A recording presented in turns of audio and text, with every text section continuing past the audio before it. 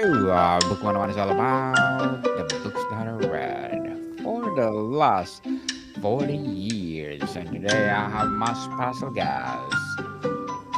He is the accountability dude and the author of the book Nobody Cares Until You Do. And no other than Mr. Robert Hunt. Thank you. I didn't know I was supposed to talk at that moment. You got quiet. I guess it's my turn. So there you go. Welcome to Book 101, Mr. Robert J. Hunt. Thank you. And can you please introduce more about yourself? Yeah, I live in the North Texas area, north of Dallas. I have a beautiful wife, Kathy. We've been married 28 years, two adult children. And what I do for a living is I run CEO peer groups. That means I have monthly meetings with business owners here in the DFW area. And we talk about the challenges that we face in running our business and create the opportunity for real accountability. And that's where my passion for accountability came from. And that's why I wrote the book, Nobody Cares. Nobody cares. And thank you so much for sharing your knowledge and wisdom to the world, Mr. Robert. The title Nobody Cares Until You Do is provoc- provocative. What is the Yes. fundamental message you want people to take away from that phrase? We want people to understand that life is better when you own it. Accountability is the simplest definition is you own it. And I think a lot of people look at accountability like it's a threat. I'm going to hold you accountable like you did something wrong. But in Yes. reality, I have found that it is freedom and power. When you really truly own everything in your life, you have the power to do something about it. And that's the reason that we want people to understand accountability is not a bad thing. Accountability is a great thing. And you don't recognize how many times you've actually played the role of a victim in your life and not even been aware of it, where you hold yourself back from actually living the life you really want. We want to teach you to be aware of that and to press past that to pursue the life you really want. What was the specific personal experience or realization that sparked the idea for this book? My beautiful wife, Kathy, and I were $90,000 in debt, didn't include our house or our cars. And we were not happy. We were living a pretty miserable life. And it wasn't until we got to the point in our lives we said, look, nobody cares whether we're broke or miserable in our marriage or angry at God for all the things that we've done that we expect Him to fix. And until we decided that we were going to own it, we were going to be victims in our lives. And so we decided in 2019 that we were done playing the role of victim and we decided that we were going to own it. And we sold our house and took all the money from the house and paid off all of our debt and started over. And at that moment, it was a realization of how often we had played the victim role in so many areas of our lives. And when we broke free of that, we started looking at everything else and realizing we could really own it and make it what we really wanted it to be. And that was the turning point for us. And congratulations for that turning point, Mr. Robert. We salute you. In the context of your book, what does doing or caring actually look like? Wow, that's a great question. What does doing or caring, which one? Yes, actually, is just an action or a specific mindset. Okay. I think for me, if you really care about someone, you tell them the truth. Sometimes we don't want to hurt someone's feelings, so we don't speak truth, but we let them self destruct and live a miserable life. But we don't want to mess up our friendship. We don't want to say something we shouldn't say. And so we'll let them continue to live life as a victim. If you really truly care about someone, you will lovingly, respectfully let them know that there's a better choice. And I think that's the challenge is to have a respectful conversation with people around you and encourage them. Are you living the life you really want? And if not, why? And then are you willing to do something about it? That's why we put a satisfaction assessment in our book that people can honestly say to themselves where they're not satisfied and what do they want to do about it. So I think inviting someone into that moment to just say, why don't you take the assessment and declare to yourself whether you're satisfied with your life or your career or your relationships or anything. And then the question is, what do you want to do about it? And help them begin that journey to own it. How does your message differ from telling people to work harder or hustle? Yeah, it's not about working harder because if you're not doing what you want, you can go as fast and as hard as you want in the wrong direction. It doesn't ever bring you satisfaction. We were working very hard to build our own business. I'd been doing it for 7 years at that point, and it was really a struggle to get the business to be what we hoped it would be. Working more hours didn't affect it, didn't make it any better. It wasn't until we finally got to a place where we decided that we were willing to own it and to make a decision to do the tough things that life got better. So one someone told me it's better to be on the right path going at a different pace than to be on the wrong path going fast. And if you're on the wrong path, you're never going to be able to get where you want to go. But if you're on the right path, and even if it's a struggle, you'll get there. So it's really not about doing more, it's about doing the right stuff. You talk about not waiting for permission. How do you address the fear of failure or criticism that often holds people back from this Mm, just yeah. doing? Everybody's afraid. I think that we call it our comfort zone when we talk about things. It's outside my comfort zone, but all the good things in life happen outside of our comfort zone. The truth is, life is scary and challenging enough no matter what you do. But to have a hard life and be miserable is just as difficult as having a hard life and being joyful. Because either way, you're going to have to work hard at it. You're going to have to sacrifice. You're going to have to make some intentional decisions. But if you're pursuing what you really want, it's worth it. And I found that in our effort, it was a lot of hard work to get out of debt. It was a lot of hard work to sell our house and start over. But the freedom and the joy that we had when we truly owned it and started living the lives we wanted, it was worth it. One of the things we say is when the pain of where you are is worse than the pain of where you're going to go, you will change. Very well said, Mr. Robert. Very well said. The title implies we earn care, attention through our actions. What are the most authentic ways to do this without feeling manipulative or salesy? Well, nobody cares as a personal decision. There's no one trying to sell you or anything. In your own life, you look at what you want your life to look like and you make the decisions for it. I think the challenge is we've lost the idea that actions have consequences and we can do whatever we want and usually get away with it. We can say horrible things on social media. We can be rude to people and nothing happens. We can make really bad decisions and just bankrupt and start over. We can ignore our responsibility. We can be rude to the people that love us. And the consequences have kind of gone away. And so I think at some point you have to look at your life and say, am I living the life I want? And if not, why?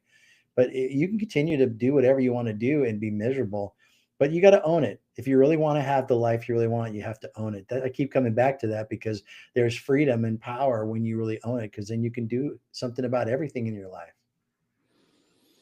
What's the most significant change you had make in your own life or mindset while writing or living the principles in this book? I had to be transparent and vulnerable. That's the hard part. When we decided we weren't living the life we wanted to, nobody knew that. Nobody knew we were that broke. Nobody knew we were having marital problems or having anger and stress about things in life. And so in order to really get the change that I wanted, I had to be vulnerable and let a few people who I really respected know of my struggles and invite them into the journey. Let's say you want to do something. If you don't tell anyone about it, you're likely to just decide not to do it because it's hard Yes, and you just go, yes. I don't want to do it. But if you tell a few people and they know what you're going to commit to do, they can ask you. Nobody can hold anyone accountable. I can't hold you accountable, but I can create the opportunity for you to be accountable if you want to be. And so when you tell me I'm going to do this, then I can go, how's it going? So if you really want change in your life, you have to be vulnerable. And I found that by inviting some people in that were very wise, who I knew loved me and cared about me, that by telling them what's really going on, I gained the momentum of the support from these people who really cared about me. Mr. Robert, how do you reconcile the message of proactive doing with a very real experience of self doubt? If you're going to really have a life of accountability, you must be proactive. If something goes wrong and you fix it, that's being responsible. If you get paid money for a job, that's being responsible. But if you're going to be proactive and going to pursue a career that you want, you have to work towards it before you get it. If you're going to raise children, you have to be proactive in how you teach them things or challenge them. If your kids are hungry, you give them food, that's being responsible. But if you want your kids to grow up to be a healthy adult, you got to teach them to cook, Teach them to do the chores and help with the dinner so they learn responsibility. Teach them to be thankful for whatever meal you cook. There's a lot that goes into that nutritional content. So if we're really going to be truly accountable, we have to proactively look at what we want to get at the end and then do the things towards achieving that. And that's an intentional lifestyle that you have to pursue against in light of the thing you really want. Yes, people, be grateful in everything. Count your blessings. Based on your research and experience, what do you identify as the single biggest obstacle preventing people from embracing this do first mentality? I think people think they already are accountable and they're not even aware of the times that they're playing a victim in their life because they become so comfortable with it. We're used to it. Everybody does it. It's how the whole world is today. We're not aware of the times that we're not being accountable. There are four traps that keep us from being accountable. We blame, we make excuses, we say we can't do anything about it, or we just wait and hope it gets better. We did that for years. And so I think people think they're being accountable because they're going to work, they're doing something. But you're that's just being responsible. I'm giving you a paycheck, therefore you show up. But being accountable is having difficult conversations with the boss, is hiring the right people and not just looking for someone to fill the spot. It's about watching your cash flow and not getting into debt. Those are the kinds of things that you need to own to have the life that you want to have. But I think people are not aware of the times they play a victim. That's why we want you to go to our website. You can go to nobodycaresbook.com. Take the assessment for free. We don't ask your personal information. We just want to give you a chance to honestly see, are you happy in your life? Are you happy with your business? If not, why? And start the journey to really think about what would it look like for me to own my own life, my own decisions, and pursue the life that I really want. Mr. Robert, how does the doing you advocate for differ from simply being busy? How can people ensure their action are truly meaningful and aligned with getting others to care? Yeah, we consider busy as a badge of honor, and most people are already overloaded in their lives today. We've got to stop being busy, and we've got to be intentional about things. So, if you look at your life and here's what I want to be, and you work backwards, that's how we do business. When someone decides they want to start a company, they think about where they want to be and they work backwards. That should apply for your life. If you think about your marriage, what do I want my marriage to look like? Well, if I want to have a spouse that really loves me and is loyal to me, what am I going to do all the way back here to help get that at the end? Now, you can't guarantee anything. Lots of things can happen that are outside of your control. But if you're not being intentional and really putting a plan together, you're probably going to fail. And so I think that you, by visualizing what you want your life to look like, what you want your business, your finances, your faith, your health, everything, and then work backwards. And you invite people into that journey so that you create the opportunity for accountability by being vulnerable with them about the challenges you face and where you're going so they can hold you up when things get tough. Certainly. Does authentic doing require vulnerability? No, you could do it without being vulnerable. Lots of people are doing things without being truly vulnerable. But I think if you really want to enjoy life and if you really want to pursue the kinds of things that it's going to be hard to do, inviting people into your journey will help you have the kind of support you need. I think of when we were trying to get out of debt, we tried everything we could think of for years and years. We didn't start at $90,000 debt. It started at five and then it went up every year more and more. And when we finally decided that we wanted to change that, we invited in a financial advisor, someone who would teach us good financial stewardship.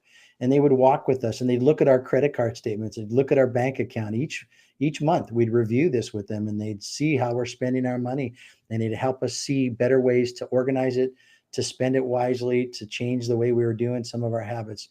So I think inviting someone into your journey is the secret of really getting the result you want.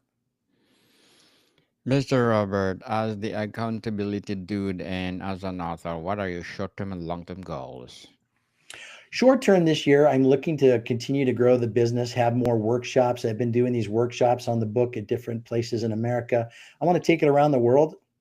I think these principles of accountability are universal, but I don't think people are understanding it. So we'd love to take it anywhere someone would bring us. Long term, I want to work another 20 years or so and see how much impact I can have on the community here and enjoy my life with my beautiful wife and have fun.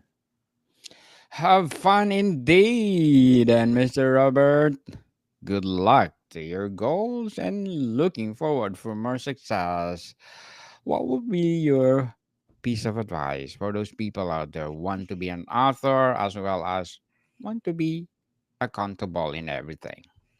Yeah, I think I go back to the other one about being vulnerable. If you want to be an author, then you're going to have to find some support. It's very difficult to write a book. We had a publisher we worked with.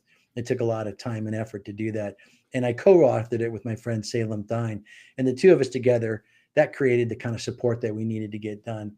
But there was a lot of challenges along the way, and being vulnerable about the struggles is where you can ask for help. But if you look and someone says, "How you doing?" You're like, "Everything's fine." You'll never get the support you need to get things done. So be vulnerable, be real with other people, let them be a part of your life. Yes, people, and stop procrastinating. If you have the passion to write, and in being accountable, please do so because we are looking for that person right now. Mr. Robert, thank you so much for your advice. And how can the nobody cares until you do philosophy be applied effectively within teams, organizations, or communities, not just by individuals? Yeah, it's best to be in communities. It's best to be in organizations because there you have the opportunity to have surround yourself with other people where you can be vulnerable and real and get the support you need. I think if you get a copy of the book, you can take it to your team, get everyone a copy, have everybody read it, talk about the traps that hold us back as victims, invite people into your journey where they can support you and encourage you, whether it's your company or your family or your church, whatever organization you're a part of. Everyone together having the same language that understands the traps that hold us back as victims, then you're having a better chance of succeeding because everybody speaks the same language. Yes, indeed. You argue against waiting for permission. What about the need for preparation, skill building, or strategy? How do you balance action with necessary groundwork? Yeah, it's important that you have a strategy before you start running down the road. I love that little story in Alice in Wonderland where the Cheshire Cat meets Alice in Wonderland and Alice, and she says, "Which road do I take?" And he goes, "Where are you going?" And she says, "I don't know." And then he says, "Well, any path is fine." And if you don't know where you're going, any path is fine. That's why I always teach my clients that they need to know their purpose in life. Because if you don't know your purpose in life, two really good decisions can look just as equally as valuable. But in knowing your real purpose in life, you can choose which one is closer aligned to that. So I think taking the time to really understand what do you want your life to be like and creating a plan that helps you live that out. Any path is okay, but you need to know what is you want in life, people. How do you suggest people gauge when they're doing or is actually translating into others caring? Again, I think that's why you invite people into your life. We self-deceive ourselves. We are delusional sometimes when we think that we're doing a certain thing or we're getting certain results, but we fool ourselves. Again, if you're vulnerable and you invite someone into your story, they can help you see another side of what you think. There is a false sense of security in the success we've had or the things that we've done, and we think that we're doing just fine. But if you were really being transparent with people, told them where you were going and what you wanted to achieve, and they looked at what you're doing right now, they might say that's not a very good use of your time, or they could give you some other wisdom. So, again, back to transparency and vulnerability. Inviting people into your journey helps you get it done. Mr. Robert, how do you maintain these proactive, do first mindset consistently? Isn't it all about what you really want? If you don't know what you want, you can do anything and it seems fine. I'm very focused. I think I've only got so many years on this planet that God has given me. And I know that someday I'll stand before the Lord and he'll ask me what I did with my life. So keeping in mind what matters most to you allows you to make decisions along the way.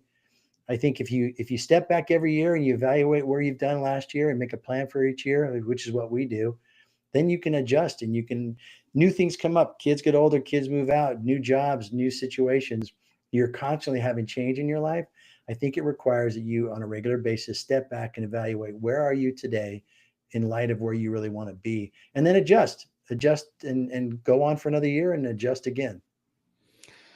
Very well said, Mr. Robert. Very well said. Is there one specific framework, exercise, or concept from the book that readers consistently tell you has had the biggest practical impact on them?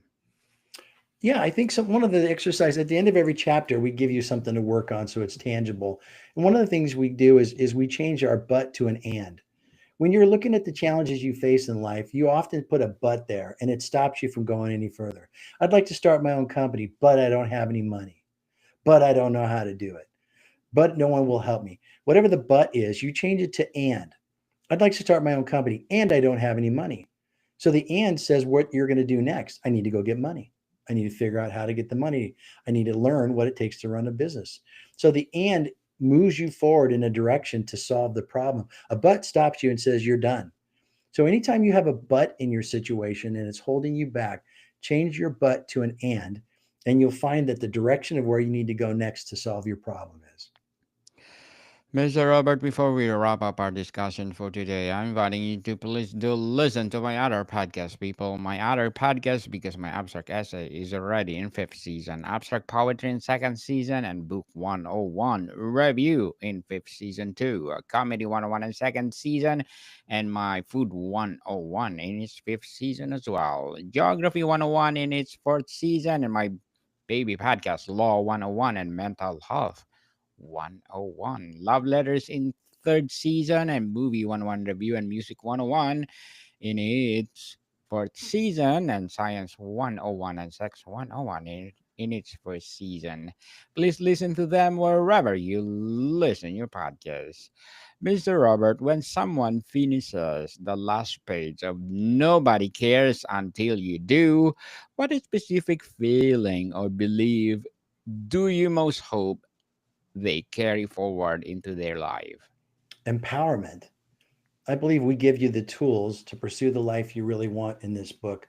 We help you see the places where you've played a role as a victim.